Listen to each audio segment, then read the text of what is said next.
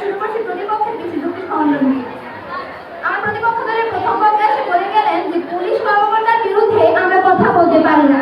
এর কারণ কি দারিদ্র এবং অভাব? না, এর কারণ হচ্ছে আমাদের দেশে আইনের সঠিক প্রয়োগের অভাব।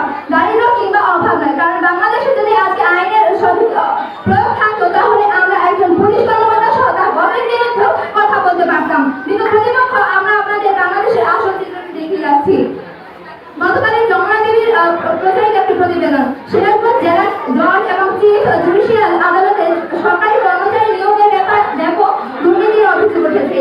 ফলে নয়, বরং জজের খাস কামরায় বসে নেওয়া হচ্ছে পরীক্ষা, যার কিছু ছবি ভাইরাল হয় সামাজিক যোগাযোগ মাধ্যমে। আইনমন্ত্রীর এলাকার লোকদের দেওয়া হচ্ছে চাকরি। নিয়োগপ্রাপ্ত 44 জনের মধ্যে 28 জনই ব্রাহ্মণবাড়িয়ার কসবা উপজেলার। এই ঘটনায় তোলপাড় জেলা আদালত। মাননীয় মডারেটর, আদালত হচ্ছে সর্বোচ্চ বিশ্বাসের জায়গা, আস্থার স্থল। তাহলে সেখানে গিয়ে যদি আপনি প্রতারিত হন তাহলে ব্যাপারটা কেমন হলো?